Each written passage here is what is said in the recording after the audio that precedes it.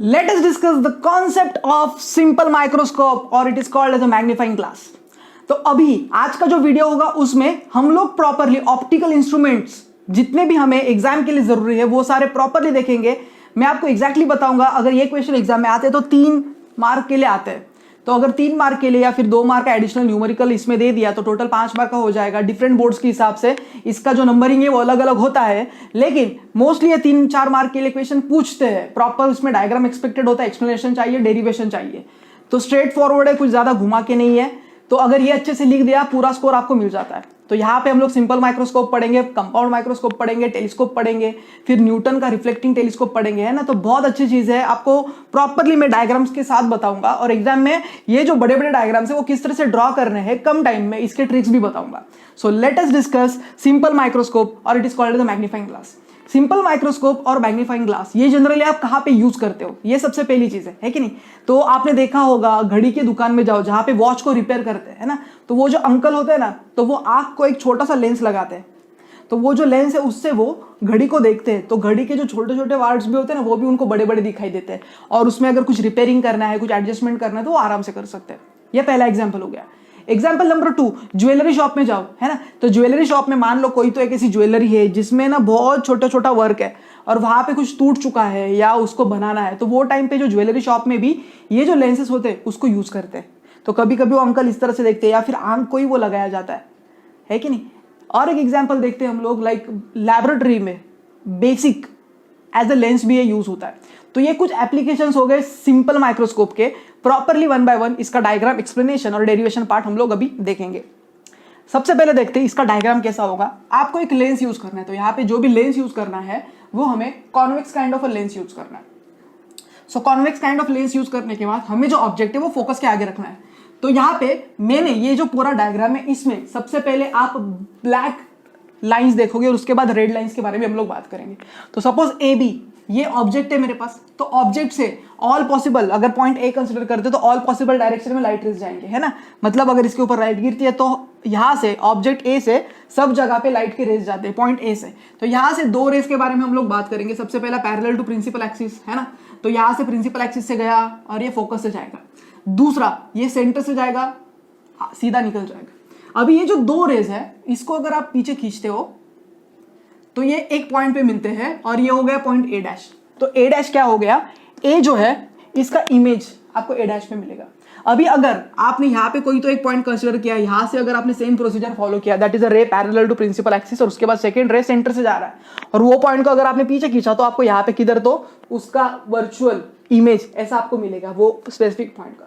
सो यहाँ पे अगर आप सारे पॉइंट कंसीडर करते हो तो ये ऑब्जेक्ट के लिए एक कंटिन्यूअस अगर आप ऐसे लाइन अगर ड्रॉ करते हो या लोकस को अगर आप कनेक्ट कर देते हो तो आपको मिलेगा वर्चुअल ऑब्जेक्ट। तो ये होगा ए डैश बी डैश। तो ए बी का आपको इमेज मिलने वाला है ए डैश बी डैश, और इसका जो नेचर होगा दैट विल बी, देखो ना ये इरेक्ट है, मैग्निफाइड है और इससे ज्यादा बड़ी भी है, और ये इसका जो नेचर होता है वो वर्चुअल काइंड ऑफ है।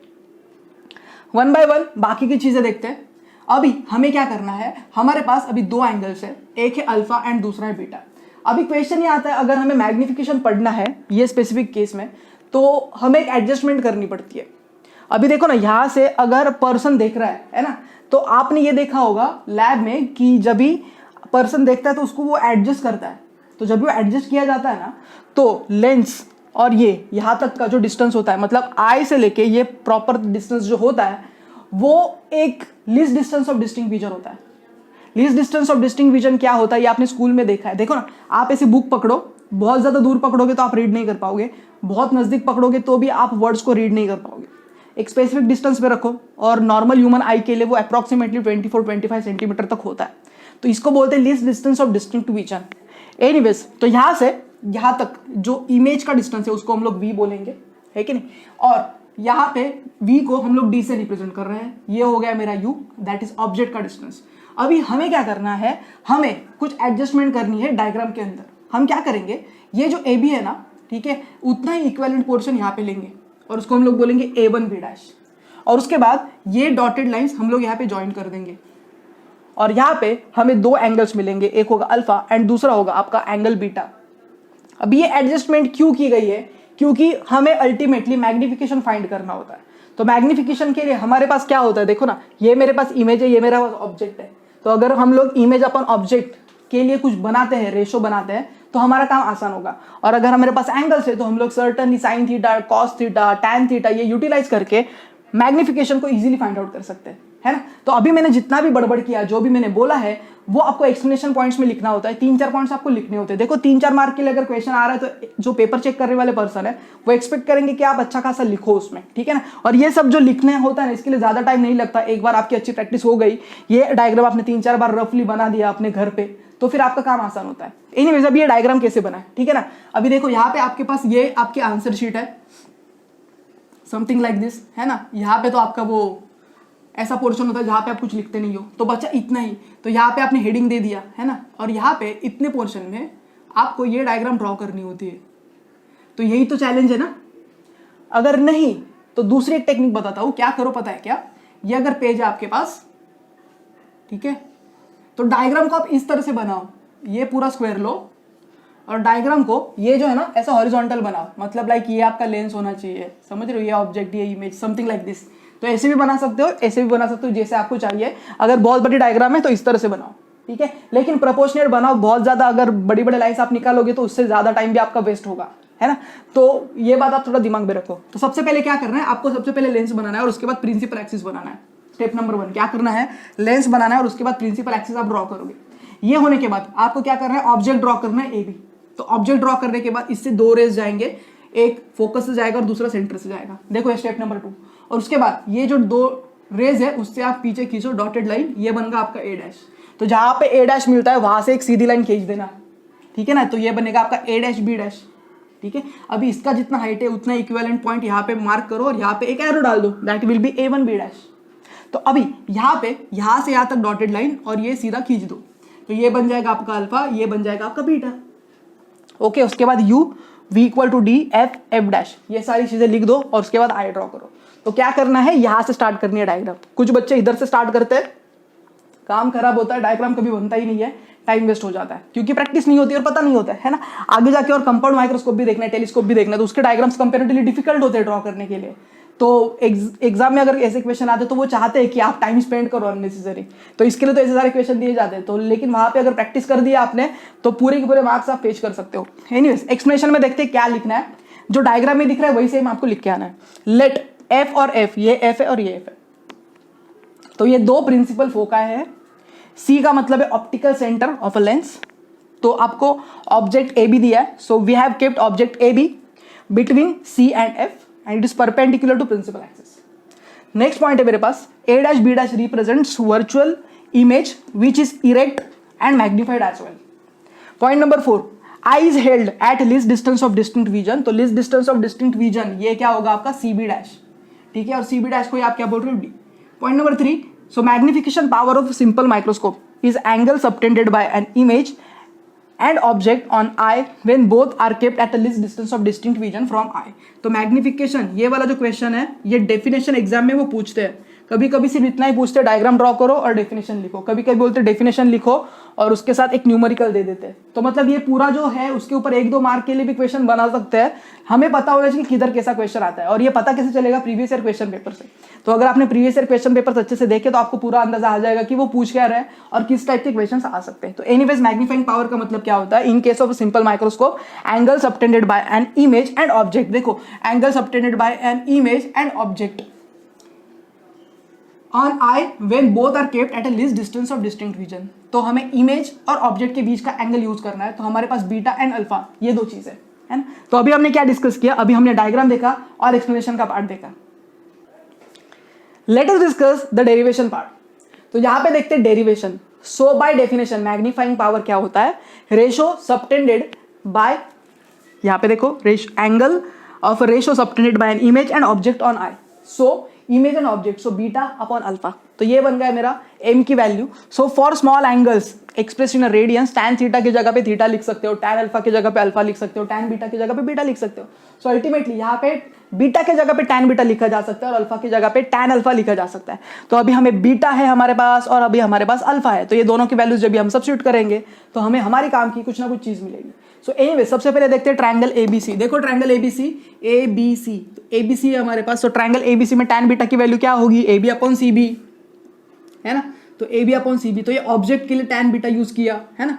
और नेक्स्ट है हमारे पास ट्रायंगल A1B'C। सो ट्रायंगल A1B'C, सो tan अल्फा A1B'C, देखो A1B'C, so tan alpha is A1B' upon CB'। तो ये दोनों है मेरे पास, लेकिन A1B' की जगह पे क्या लिख सकते हैं, AB लिख सकते हैं अपॉन CB' लिख सकते हैं। तो अभी मेरे पास tan बीटा है और मेरे पास tan अल्फा है, तो यहाँ पे दोनों का रेशियो लेते हैं। Therefore m is equal to tan beta upon tan alpha. So tan beta की जगह पे क्या लिखोगे आप, AB अपॉन CB इंटू ये AB ऊपर जाएगा, है ना। सॉरी AB अपॉन CB' ऊपर जाएगा और उसमें से AB विल गेट कैंसल, तो ये दोनों कट हो जाएंगे। तो अल्टीमेटली क्या बचेगा, m will be equal to CB' upon CB।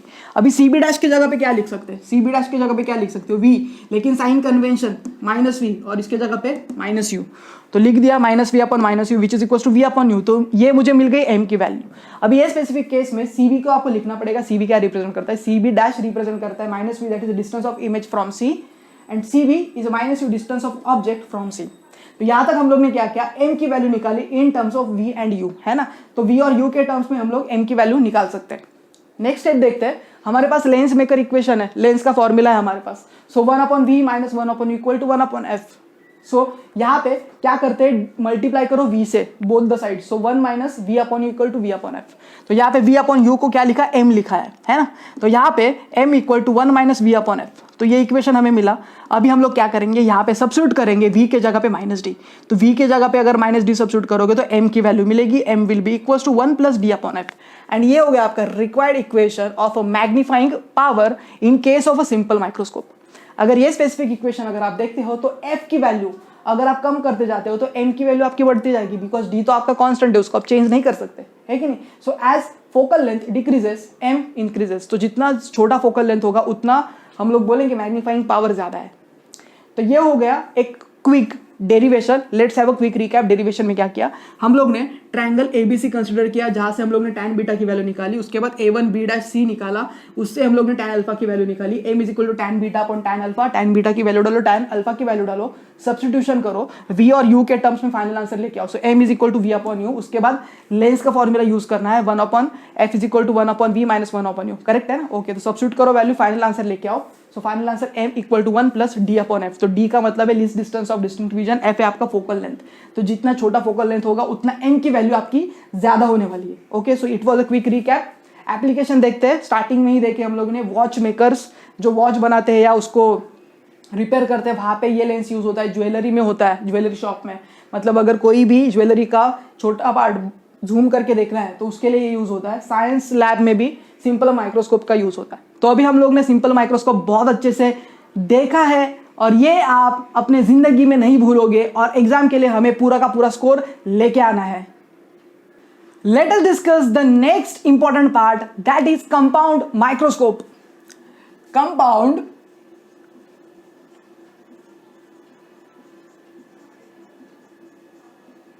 microscope.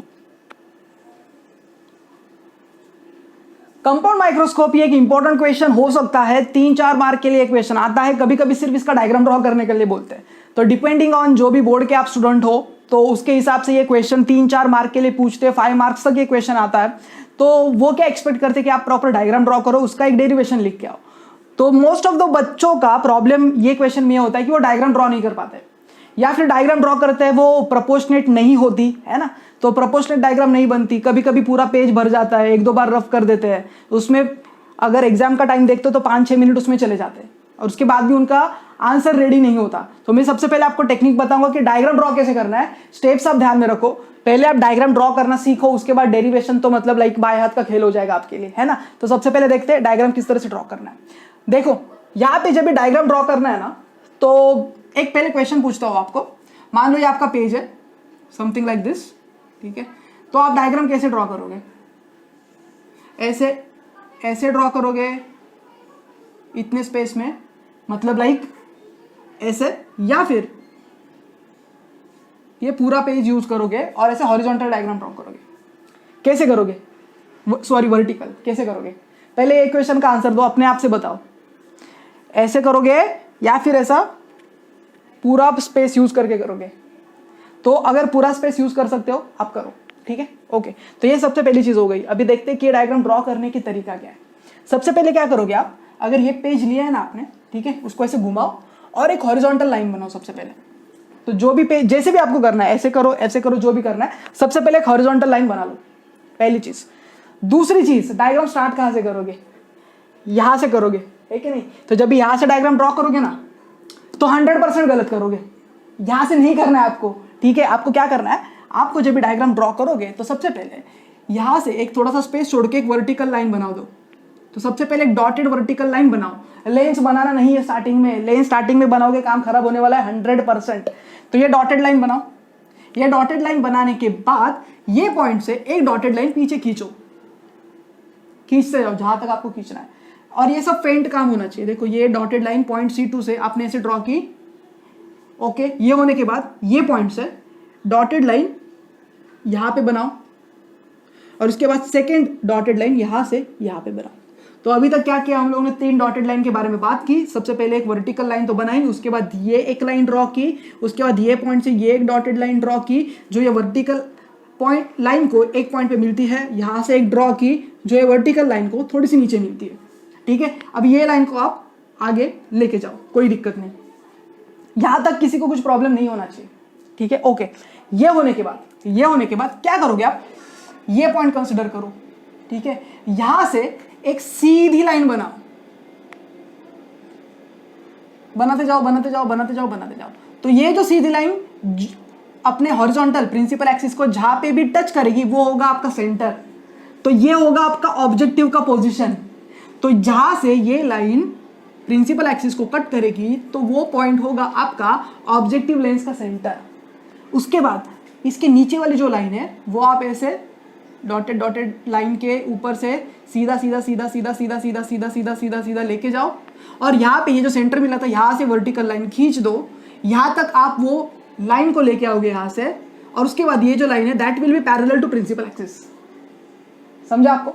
और ये जो 2 लाइंस जहां पे मिलेगी वहां पे आप पॉइंट बनाओगे, वो होगा पॉइंट ए, और वर्टिकल लाइन आप बनाओगे A B, that will be your object. समझ रहे हो कैसे किया? तो ये बन गया मेरा ऑब्जेक्ट, इसको नाम दे देते हैं ऑब्जेक्ट, ओके। यहां तक किसी को कुछ प्रॉब्लम नहीं होना चाहिए। ये जो 3 लाइंस जहां पे मिल रही थी, ये पॉइंट से एक वर्टिकल लाइन बनाओ जो प्रिंसिपल एक्सिस को एक स्पेसिफिक पॉइंट पे मिलती है। ये होगा आपका ए डबल डैश, और इसको नाम दो बी डबल डैश। वो क्या है थोड़े टाइम के बाद बताओ। यही लाइन को डॉटेड लाइन से ऊपर लेके जाओ, और ये यहां से यहां तक जितना भी डिस्टेंस है, इक्वल डिस्टेंस मुझे यहाँ पे चाहिए, तो ये डॉटेड लाइन का कंटिन्यूअस करो, यहाँ से भी डॉटेड लाइन कंटिन्यूअस करो आगे, ओके। ये पॉइंट से आप ये जो सेंटर है C2 यहाँ तक डॉटेड लाइन बनाओगे। तो अभी मेरे पास ये वाला जो है एंगल, उसको हम अल्फा बोलेंगे, ये एंगल हमको बीटा बोलेंगे। अभी ये जो 3 लाइन्स, ये डॉटेड लाइन और ये 2 सॉलिड लाइन्स जो पॉइंट पे मिल रही थी ना, उसको हम नाम दोगे ए dash.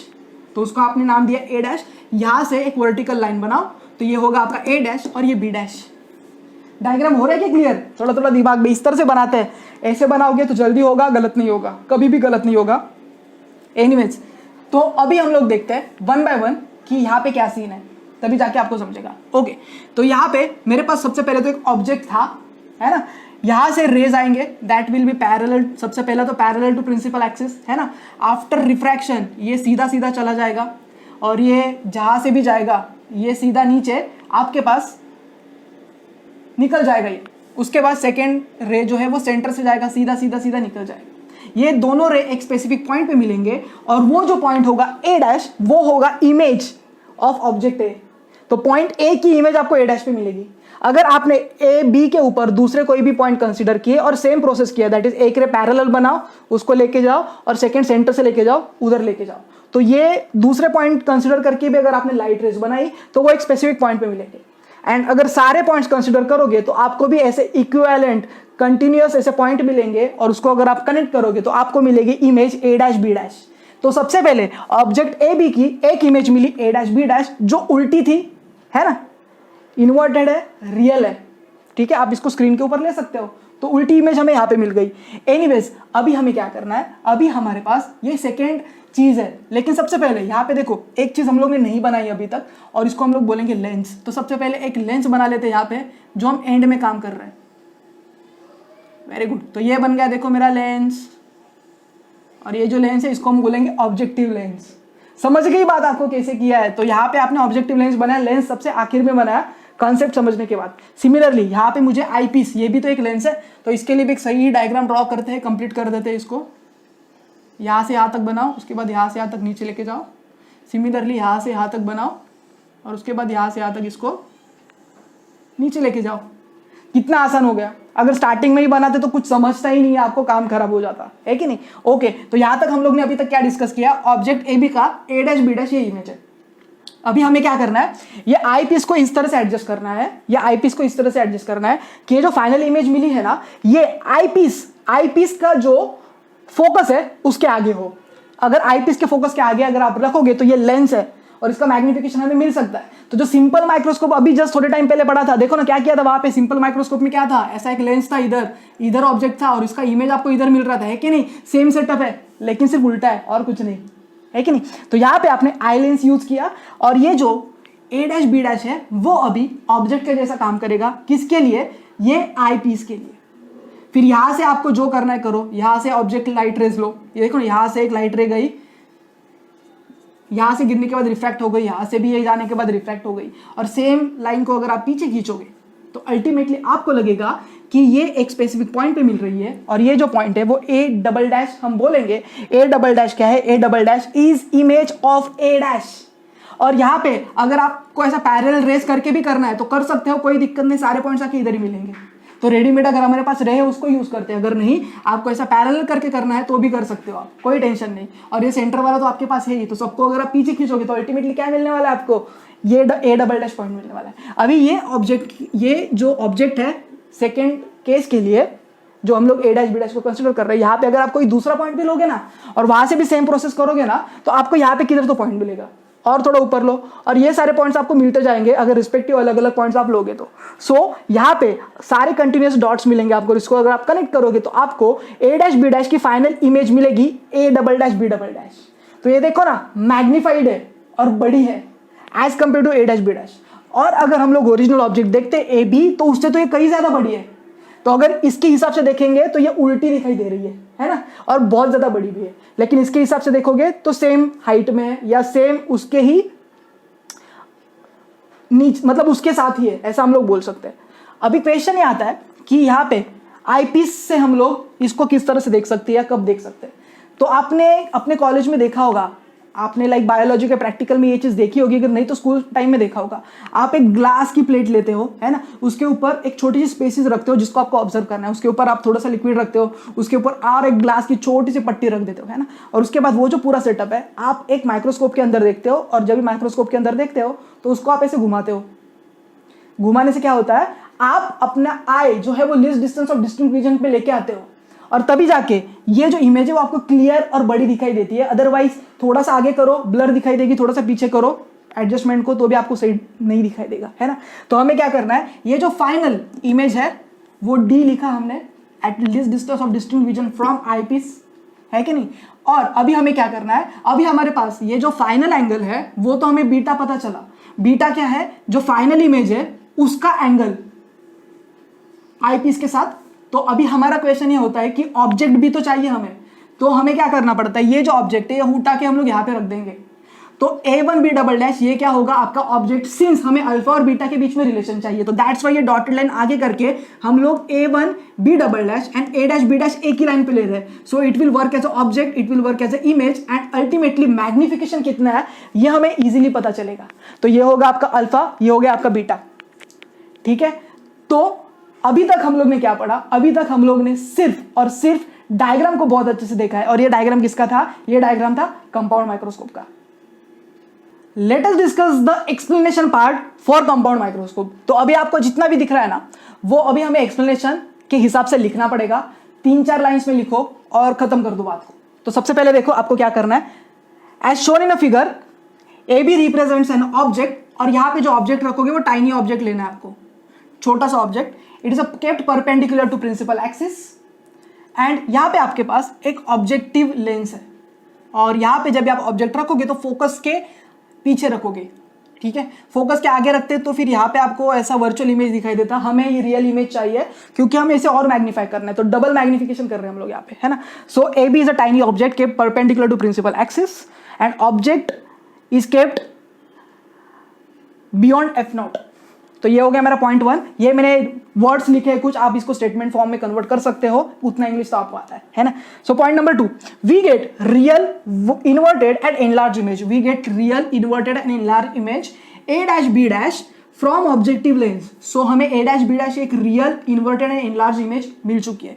Point number 3, A dash B dash acts as an object. देखो ना, मैंने जो अभी बोला है वही मैंने लिखा है, सेम चीज है ना. सिर्फ हम ये देख रहे हैं कि कभी कभी बहुत सारे बच्चों को दिक्कत होती है कि एग्जाम में क्या लिखे, एंड वो हमेशा कंफ्यूज रहते हैं, या फिर कभी फिर ये चीज के लिए वो फिर अलग से रेफरेंस बुक निकालेंगे, उसमें से नोट्स निकालेंगे, 2-3 घंटे अननेसेसरी जाते हैं. एक बार सीख लो, एक बार ड्रॉ कर लो, खत्म कर लो. जिंदगी में मतलब 12th में ये कभी भी क्वेश्चन है आपका, वापस आपको ये नहीं देख रहा है, इसलिए तो इतने नोट्स लिखवा के दे रहा हूं, है ना. इतना मेहनत क्यों कर रहे हैं हम लोग. और आगे जाके जो कॉम्पिटिटिव फिजिक्स है उसमें मुझे आसान हो जाएगा आपको सिखाने के लिए, और आपको भी पढ़ने के लिए आसान होगा, क्योंकि ये सब बेसिक मुझे वापस आपको वहां पे नहीं बताना पड़ेगा. वहां पे क्लियर कट हम लोग देखेंगे, शॉर्टकट ट्रिक्स, फटाफट सटासट क्वेश्चंस को उड़ाना है with in fractions of second.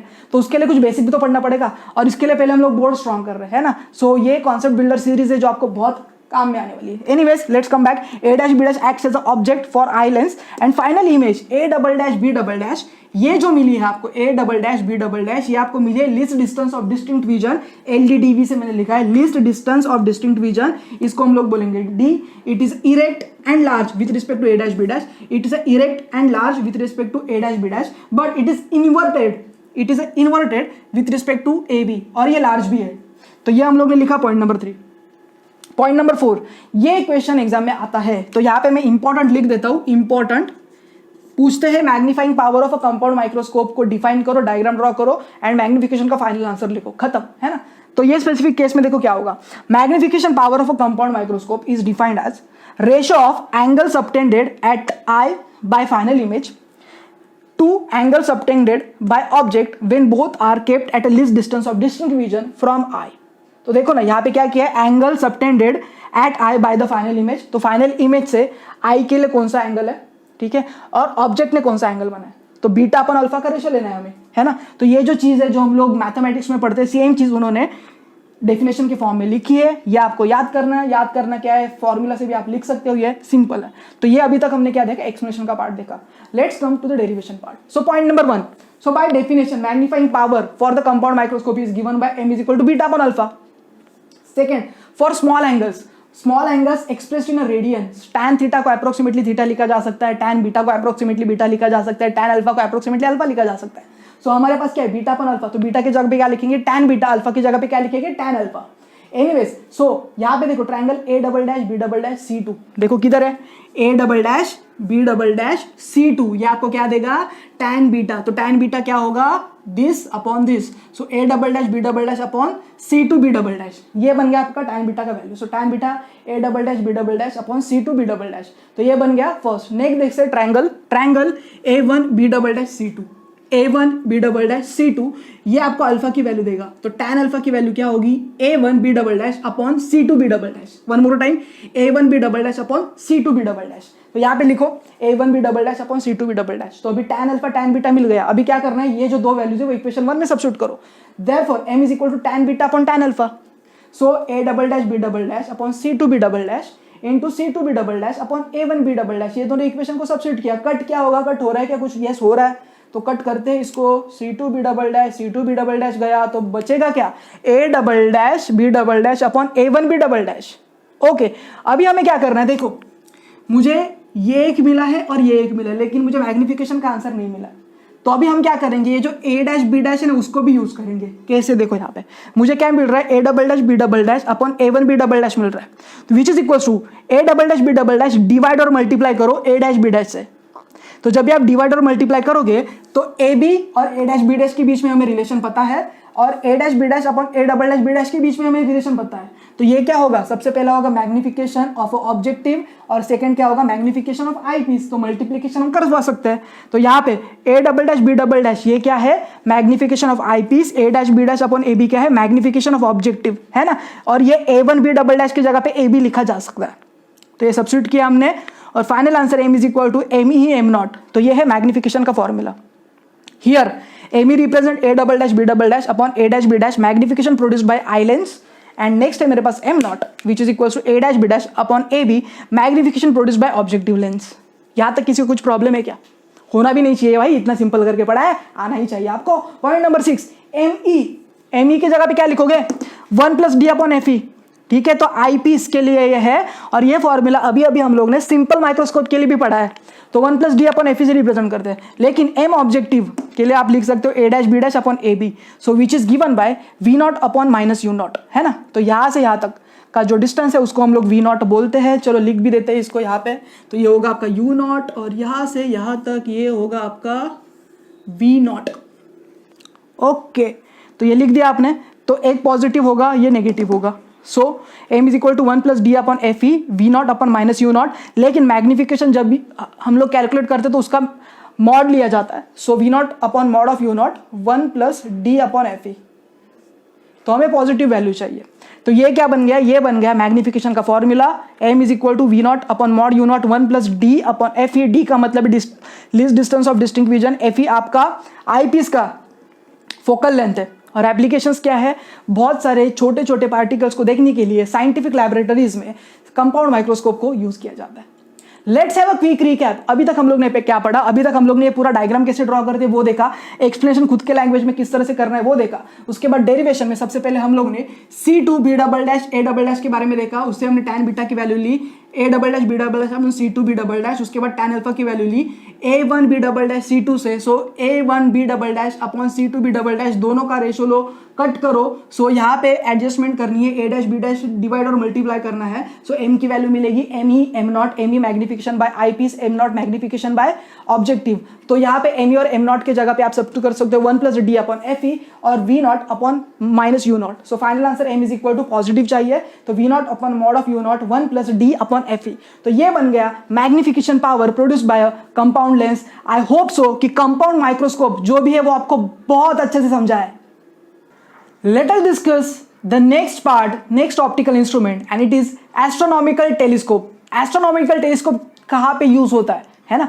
तो अगर आप देखते हो, अगर आपको दूर का, बहुत ज्यादा दूर का ऑब्जेक्ट देखना है, मतलब अर्थ पे खड़े रह के अगर आपको मार्स को देखना है, मून को ऑब्जर्व करना है ना, जो बहुत सारे साइंटिस्ट लोग करते हैं, उनको कुछ पढ़ाई करना होता है, रिसर्च वर्क होता है, उसके लिए ये सब किया जाता है। तो उसके लिए एस्ट्रोनॉमिकल टेलीस्कोप यूज करते हैं। देखो कितना दूर ऑब्जेक्ट है और उसको आप देख रहे हो, है ना, तो कितनी स्ट्रॉन्ग लेंस वहां पे यूज की गई होगी। तो अभी हम लोग देखने वाले हैं एस्ट्रोनॉमिकल टेलीस्कोप के लिए जो रे डायग्राम है वो कैसी है और उसका एक प्रॉपर डेरिवेशन देखेंगे। मैग्निफिकेशन के लिए एक हम लोग फॉर्मूला देखने वाले हैं। वेटेज एग्जाम में ये क्वेश्चन अगर आता है तो 3 मार्क के लिए वेटेज आएगा। डायग्राम के साथ आपको एक्सप्लेनेशन और डेरिवेशन का पार्ट भी पूछा जाता है। डिफरेंट बोर्ड के हिसाब से वेटेज अलग अलग होता है, 3-4 मार्क का जनरली ये क्वेश्चन होता है। अगेन ये जो क्वेश्चन है इसमें बच्चे जो एरर करते हैं, सबसे बड़ी एरर डायग्राम ड्रॉ करते समय होती है और कभी पहले ड्रॉ नहीं किया होता, सिर्फ देखा हुआ होता है या 1-2 बार क्लास में ड्रॉ किया हुआ होता है। उसकी वजह से फाइनल एग्जाम में ये ड्रॉ कैसे करना है, इसमें इनके 4-5-6-7 मिनट निकल जाते हैं, जो कंपाउंड माइक्रोस्कोप में भी जाते हैं, है ना। तो उसके लिए कंपाउंड माइक्रोस्कोप का देखो मैंने कैसे प्रॉपर टेक्निक बताया ना, कभी गलत नहीं होगा आपका। सेम वे में मैं आपको टेलीस्कोप का भी बताऊंगा, सो दैट आपका जो टाइम है वो सेव हो जाएगा। 3-4 मिनट के अंदर ये क्वेश्चन आप लिख के 3 मार्क जेब में डाल सकते हो या 4 मार्क जेब में डाल सकते हो, जो भी है। एनीवेज, सो अभी हम लोग देखते हैं एस्ट्रोनॉमिकल टेलीस्कोप। तो ये है एस्ट्रोनॉमिकल टेलीस्कोप। तो सबसे पहले देखते हैं इसका डायग्राम।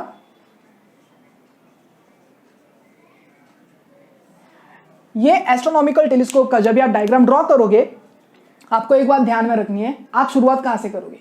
तो जैसा कंपाउंड माइक्रोस्कोप किया था ना, सेम वे में करना है। सबसे पहले आप एक प्रिंसिपल एक्सिस बनाओ, है ना। तो आपने क्या किया, सबसे पहले एक प्रिंसिपल एक्सिस जो है वो बना दिया। प्रिंसिपल एक्सिस बनाने के बाद हमें क्या करना है, एक डॉटेड वर्टिकल लाइन बनानी है जो भी पेज के ऊपर आप ड्रॉ कर रहे हो, ठीक है। आइदर देखो मैंने अभी अभी बताया था आपको थोड़े टाइम पहले कि अगर आप पेज ऐसा कंसिडर कर रहे हो जो आपकी फाइनल आंसर शीट है, तो आइदर आप ऐसे डायग्राम ड्रॉ कर सकते हो या फिर ये पूरा पेज आप यूज कर सकते हो। तो मेरा कंसर्न है कि आप ये पूरा पेज यूज करो और ये डायग्राम इस तरह से ड्रॉ करो, है ना, मतलब घुमाओ, ऐसा प्रिंसिपल एक्सिस बनाओ और फिर जो मैं अभी एक्सप्लेन करूंगा उस तरह से आप करो, सो दैट आपको वो प्रॉपर स्पेस मिलेगा एंड दिक्कत नहीं होगी अगर कुछ रेस थोड़ा आगे पीछे होते हैं तो, है ना। छोटे स्पेस में ड्रॉ करोगे तो अननेसेसरी दिक्कत होगी। एनीवेज देखते हैं यहाँ पे। तो सबसे पहले एक वर्टिकल लाइन बनाओ, डॉटेड लाइन। अभी ये जो डॉटेड लाइन वर्टिकल हमने बनाई है ना, ये आई लेंस के लिए हम लोग एक रेफरेंस लाइन ले रहे हैं। अभी हमें क्या करना है, अभी हमें ये सेंटर से ये जो एक पॉइंट है यहाँ से एक डॉटेड लाइन पीछे खींचनी है, उसको ही पैरेलल लाइन लेनी है, डॉटेड लाइन ऐसे पीछे खींचनी है और उसको ही पैरेलल लाइन बनाइए, डॉटेड लाइन पीछे खींचनी है। कंपाउंड माइक्रोस्कोप में क्या हो रहा था, हमें एक पॉइंट मिल रहा था, है ना, यहाँ पे वैसा नहीं होगा। अभी यहाँ पे हमें जो इमेज मिलेगी ना वो इन्फिनिटी पे मिलेगी, तो इसके लिए पैरेलल लाइंस एक दूसरे से कभी नहीं मिलने वाले, है ना। तो ये डॉटेड लाइंस आप बनाओ। उसके बाद ये पॉइंट से आगे की लाइन सॉलिड करो, यहाँ से भी आगे की लाइन सॉलिड करो। ओके, नेक्स्ट, यहाँ तक किसी को कुछ प्रॉब्लम नहीं होना चाहिए। नेक्स्ट ये पॉइंट कंसिडर करो और ये पॉइंट के बाद स्ट्रेट लाइन सीधा ड्रॉ करो करो करो करो करो करो करो और उसके बाद ये प्रिंसिपल एक्सिस को एक पॉइंट पे कट करती है। तो जहां पे ये लाइन प्रिंसिपल एक्सिस को कट करती है वो जो पॉइंट है उसको हम लोग बोलेंगे सेंटर, और ये सेंटर किसका होगा, यहाँ पे हम लोग जो लेंस रखेंगे उसका सेंटर होगा। तो अभी आपको क्या करना है, अभी आपको एक वर्टिकल डॉटेड लाइन बनानी है। तो ये जो वर्टिकल डॉटेड लाइन आप बनाओगे ये होगा आपका ऑब्जेक्ट लेंस, और यहाँ पे हम लोग जो ड्रॉ करने वाले हैं that is eye lens. Starting में ही आई लेंस ड्रॉ मत करो, ऑब्जेक्ट लेंस ड्रॉ मत करो, वो हमें एंड में करना है ना। तो उल्टा हम लोग डायग्राम ड्रॉ कर रहे हैं। तो यहाँ से आपने जो डॉटेड लाइन खींची वो एक सेंटर से जाएगी और ये जो है वो अल्फा, ये एंगल यूज होगा यहाँ पे और ये इन्फिनिटी से आ रहा है। उसके नीचे वाला पॉइंट कंसिडर करो, सीधा सीधा सीधा सीधा लाइन खींचो खींचो खींचो खींचो खींचो खींचो खींचो और ये पॉइंट आने के बाद ये जो पहला रे था उसको पैरेलल रे बनाओ, ठीक है। तो ये बन गया सेकेंड रे, है ना। और यहाँ पे इसके बाद एक थर्ड रे यहाँ से यहाँ तक बनाओ और ये ऐसा सीधा सीधा निकल जाएगा।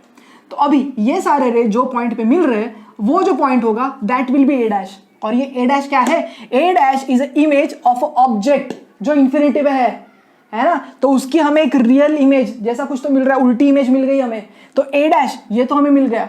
सिमिलरली जितना भी बड़ा ऑब्जेक्ट है उसके हिसाब से अगर आप सारे पॉइंट्स कंसिडर करते हो तो ये जो रिस्पेक्टिव पॉइंट है ए डैश, इसके ऊपर आपको सारे डॉट्स मिलेंगे, उसको अगर आप कनेक्ट करते हो तो ए डैश बी डैश ये आपको मिलेगा एक इमेज। और ये इमेज किसका मिलेगा आपको, ये मिलेगा इमेज आपको ऑब्जेक्ट का जो इन्फिनिटी पे था। तो ये एक इंटरमीडिएट ऑब्जेक्ट के जैसा एक्ट करेगा, ये जो इमेज है ये इंटरमीडिएट ऑब्जेक्ट के जैसा एक्ट करेगा। अभी हमें क्या करना है, अभी हमारे पास आई लेंस है ना, लेकिन अभी यहाँ तक तो कोई दिक्कत किसी को कुछ होनी नहीं चाहिए। अभी हम लोग क्या करेंगे, यहाँ पे कुछ बेसिक चीजें ड्रॉ करके रखेंगे। सबसे पहले ऑब्जेक्ट लेंस ड्रॉ करेंगे, तो ये हो गया ऑब्जेक्ट लेंस। देखो ऑब्जेक्ट लेंस की साइज बढ़ गई और पहले वाला जो केस था उसमें ऑब्जेक्ट लेंस की साइज छोटी थी, है कि नहीं। यहाँ पे देखो आई लेंस है मेरे पास, तो आई लेंस को भी ड्रॉ करके रखते हैं। तो यहाँ से यहाँ तक हमने ड्रॉ किया, ये बन गया मेरा आई लेंस। देखो ना, लेंस एंड में ड्रॉ करना है, तो एंड में ड्रॉ करने से फायदा ये होता है कि हमारा डायग्राम कभी गलत नहीं होता। तो ये ऑब्जेक्ट लेंस, ये आई लेंस। एनीवेज, तो यहाँ पे देखो ये ए डैश बी डैश, ये तो हमें एक इमेज मिल गई इन्फिनिटी पे हमारे पास जो ऑब्जेक्ट था वो। अभी हमें क्या करना है, अभी हमें ये आई लेंस जो है उसको एडजस्ट करना है। और आई लेंस को आप इस तरह से एडजस्ट करो कि ये जो इमेज है ना वो आई लेंस के फोकस पे आए। मतलब ये जो ए डैश बी डैश है वो एफ ई पे आए। एफ ई क्या है, यहाँ से यहाँ तक का डिस्टेंस, और यहाँ से यहाँ तक का जो डिस्टेंस है उसको हम लोग F1 F0 बोल रहे हैं। So focus of objective, so focus of objective, and second जो है आपके पास फोकस ऑफ आई पीस, ठीक है।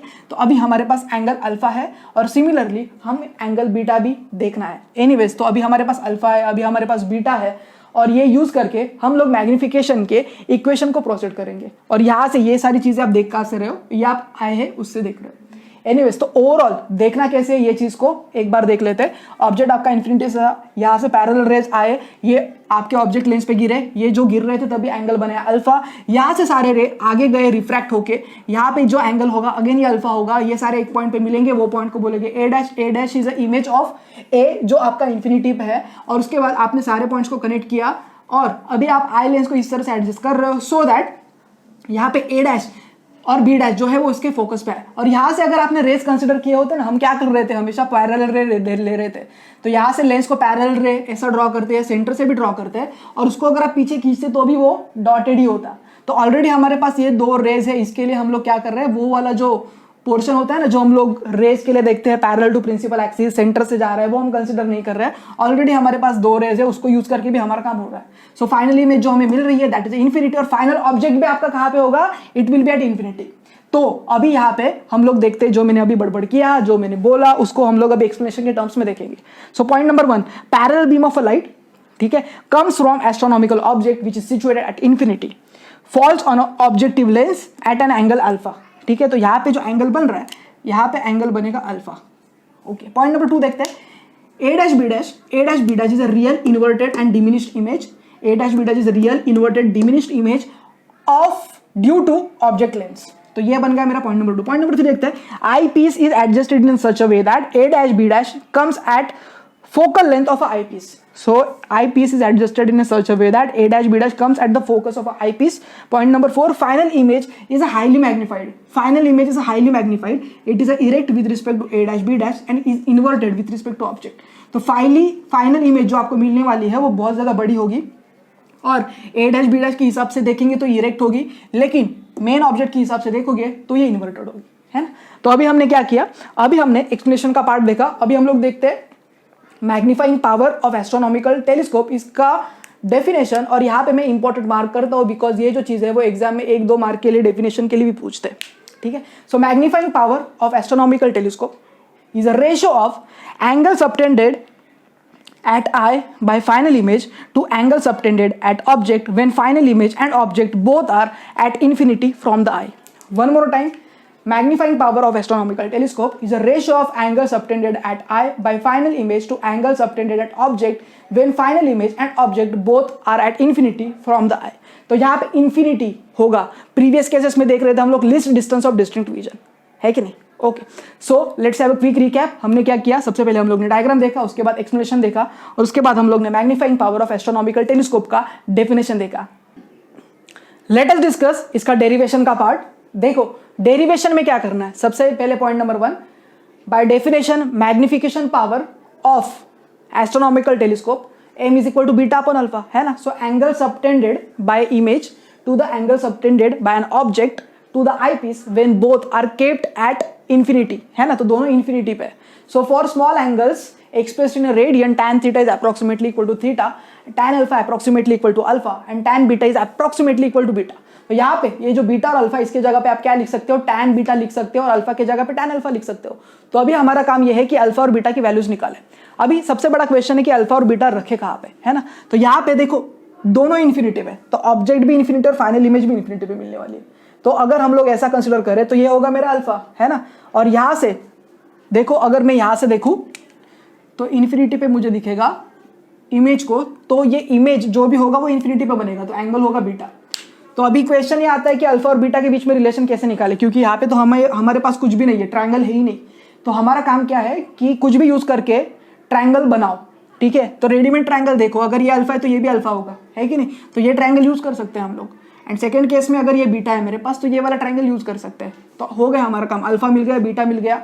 ट्रिग्नोमेट्री यूज करो, tan बीटा tan अल्फा की वैल्यू निकालो, काम बन गया। ओके, सो tan बीटा निकालने तो क्या होगा, a dash b dash c2। So tan beta क्या होगा आपका a dash b dash upon c2 b dash, and tan alpha होगा आपका, ये ट्रायंगल यूज करना है आपको, c1 b dash a dash. तो उसमें tan अल्फा होगा आपका a dash b dash upon c1 b dash. Okay, तो ये सब्स्टिट्यूट करते हैं यहाँ पे, देखो।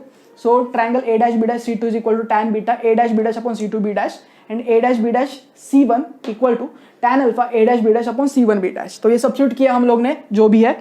Okay, so m is tan beta upon tan alpha a dash b dash upon c2 b dash into c1 b dash upon a dash b dash। तो उसमें से a dash और b dash ये वाली जो चीज़ है ये कट हो जाएगी आपकी, तो अल्टीमेटली बचेगा क्या, c1 b dash upon c2 b dash. लेकिन c1 b dash c2 b dash, okay, c1 b dash ये जो डिस्टेंस है ये f0 के बराबर है, और c2 b डैश ये डिस्टेंस जो है वो fe के बराबर है। मतलब ये फोकस हो गया और ये भी फोकस हो गया, ये ऑब्जेक्टिव का हो गया, वो आईपीस का हो गया।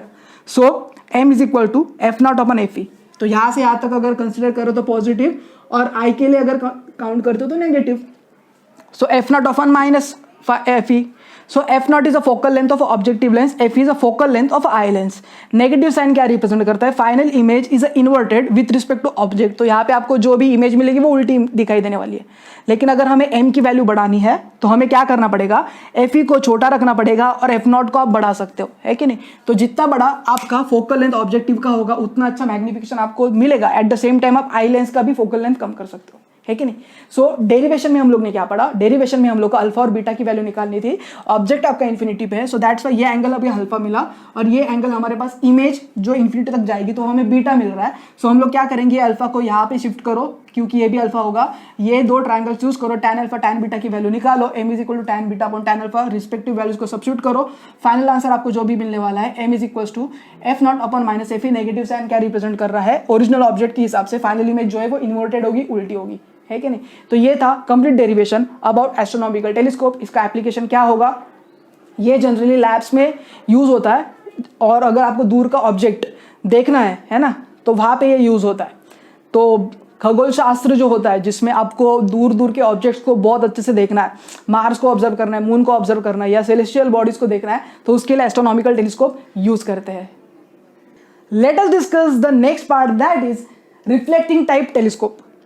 तो रिफ्लेक्टिंग टाइप टेलीस्कोप क्या है? एस्ट्रोनॉमिकल टेलीस्कोप तो बनाया गया था, वहां पे लेंसेज को यूज किया गया था, लेकिन ना कभी कभी लेंस यूज करने की वजह से दो मेजर प्रॉब्लम आते हैं। एक होता है स्फेरिकल एबरेशन एंड दूसरा होता है क्रोमेटिक एबरेशन। अभी ये चीज कम करने के लिए फिर साइंटिस्ट लोगों ने थोड़ा सा दिमाग लगाया और लेंसेज की जगह पे मिरर यूज किया। तो ये जो दो प्रॉब्लम्स थे वो सीधे सॉल्व हो गए। सबसे पहले हम लोग डिस्कस करते हैं spherical aberration and chromatic aberration क्या होता है।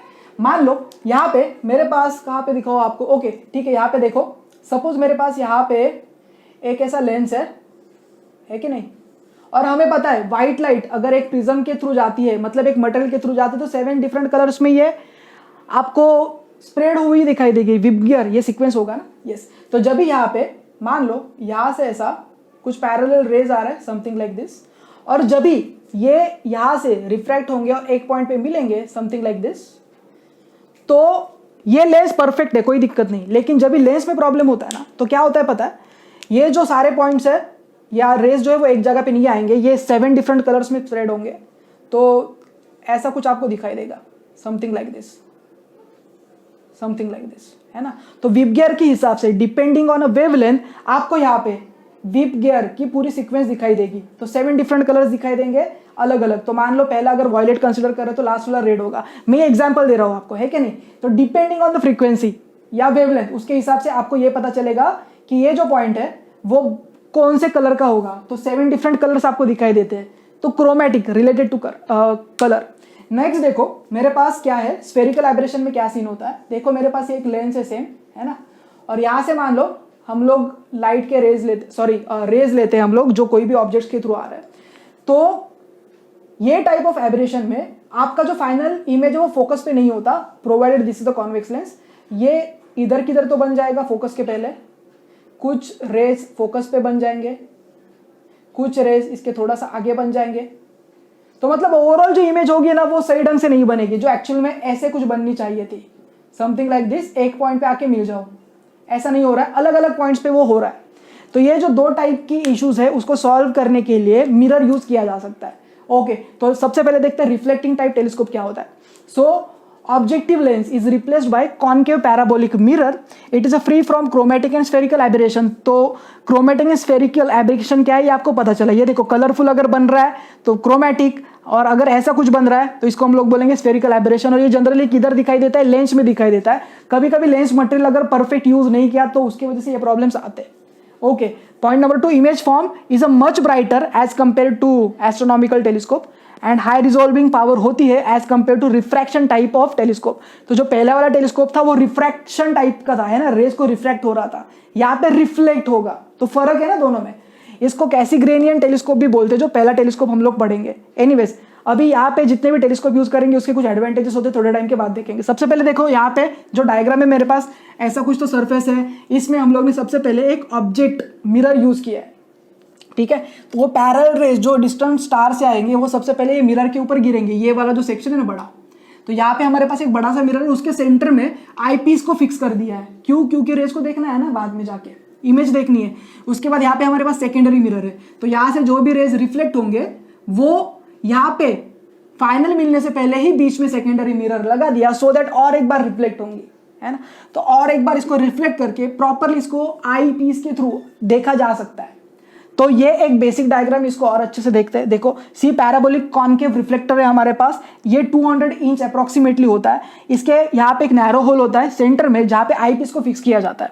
Parallel raise comes from the different objects collected by the secondary mirror before, एक जगह पे वो आएंगे उसके पहले ही सेकेंडरी मिरर ने उसको कलेक्ट कर दिया, कलेक्ट होने से पहले ही रोक दिया। उसके बाद यहाँ से ये रिफ्लेक्ट होंगे और आई पीस पे जाएंगे और आई पीस में आपको एक इन्वर्टेड इमेज मिलेगी, है कि नहीं। तो अभी यहाँ पे अगर हम लोग मैग्निफिकेशन का फॉर्मूला देखते हैं तो क्या होता है, F0/F ही होता है ना।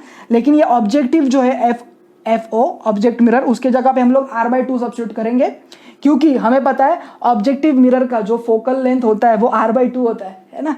एंड यहाँ पे FE के जगह पे हम लोग FE ही सब्स्टिट्यूट करेंगे बिकॉज एंड में जाके हम लोग आई पीस यूज कर रहे हैं। तो यहाँ पे पॉजिटिव कंसिडर करेंगे, तो इसके लिए R/2 divide by mod of FE। तो ये बन गया मेरा इक्वेशन। ये किसका इक्वेशन है, ये टेलीस्कोप का इक्वेशन है। तो टेलीस्कोप बन रहे थे मार्केट में वो टाइम पे, और न्यूटन हमारे कैसे पीछे रहेंगे, one of the greatest scientist. तो उन्होंने लाइट में भी बहुत काम किया है। न्यूटन ने सिर्फ फोर्स का काम नहीं किया है भाई, बहुत कुछ किया है, साउंड में भी काम किया है, लाइट में भी काम किया है। तो जितनी पॉसिबल चीजें है उसको उन्होंने कवर करने की कोशिश की है। तो न्यूटनियन रिफ्लेक्शन टाइप टेलीस्कोप, इसमें क्या करते हैं, एक बड़ा सा ऐसा एक लार्ज पैराबोलिक कॉनकेव रिफ्लेक्टर होता है, पैरेलल रेज दूर से आते हैं और यहाँ पे प्लेन मिरर यूज किया है। यहाँ पे देखो ना, दो मिरर्स यूज किए ना, दोनों लाइक कर्व टाइप के थे, लेकिन यहाँ पे एक कर्व यूज किया है और दूसरा प्लेन मिरर यूज किया है। और यहाँ पे ये जो मिरर फिक्स किया है वो 45 डिग्री एंगल से फिक्स किया है उन्होंने। तो पैरेलल रेज जो डिस्टेंस स्टार से आए, ये पॉइंट पे गिरे, यहाँ से रिफ्लेक्ट हो गए, मिरर पे गिरने के बाद एंड में जाके वो आई पीस पे गए, है कि नहीं। दिमाग लगाने से देखो क्या क्या होता है। तो ये ऐसे जाके फाइनली आई पीस पे मिलेंगे। तो इसका एक्सप्लेनेशन देखते हैं हम लोग। पैरेलल रेज, ठीक है, comes from the distance object, we are using large parabolic concave reflector जिसको हम लोग C से रिप्रेजेंट कर रहे हैं। So mirror is inclined at an angle 45 degree to the axis at C, मतलब यहाँ से जो एक्सिस जा रहा है उसके लिए एंगल वो 45 डिग्री बना रहा है। So plane mirror forms a real image at E, तो ये जो प्लेन मिरर है ये रियल इमेज बनाएगा, लेकिन E से भी तो और हमें मैग्नीफाई करना है ना। So E magnifies and virtual final image obtain at E, जो हम लोग आई से देख सकते हैं। तो ये जो ओवरऑल डिस्कशन था it was about Newtonian reflection type of telescope. अभी हम लोग डिस्कस करते हैं कि ये जो रिफ्लेक्टिंग टाइप टेलीस्कोप है इसके एडवांटेजेस क्या है। सबसे पहला, इसमें क्रोमेटिक एब्रेशन नहीं होगा जो हम लोग ने देखा है। दूसरा, स्फेरिकल एब्रेशन डिक्रीज किया जा सकता है बाय यूजिंग लेंस, है कि नहीं। तीसरा, इमेज जो है वो ब्राइटर एज कंपेयर टू जो प्रीवियस टेलीस्कोप था वो। नेक्स्ट, मिरर जो है उसको ग्राइंडिंग एंड पॉलिशिंग एक ही जगह पे लगती है ना, तो वो भी मेहनत बच गई। लेंस अच्छा बनाने के लिए मेहनत ज्यादा है, मिरर बनाने के लिए कम मेहनत है, सो पॉलिशिंग एक साइड को ही लगती है। इसके बाद इसकी रिजॉल्विंग पावर हाई होती है। एंड फाइनल पॉइंट, यहाँ पे ओवरऑल इसका जो वेट होता है ना वो कम होता है। जो पहला वाला जो टेलीस्कोप था एस्ट्रोनॉमिकल टेलीस्कोप वो हेवी था, लेकिन ये वाला जो टेलीस्कोप बनाया गया है वो कंपैरेटिवली लेस हेवी है कि नहीं। तो मिरर्स यूज करके, लेंसेज यूज करके इतने अच्छे अच्छे ऑप्टिकल इंस्ट्रूमेंट्स हम लोग ने पढ़े हैं। आई होप सारे के सारे ऑप्टिकल इंस्ट्रूमेंट्स आपको बहुत अच्छे से समझे और एग्जाम में आपको इसका बहुत ज्यादा फायदा होने वाला है।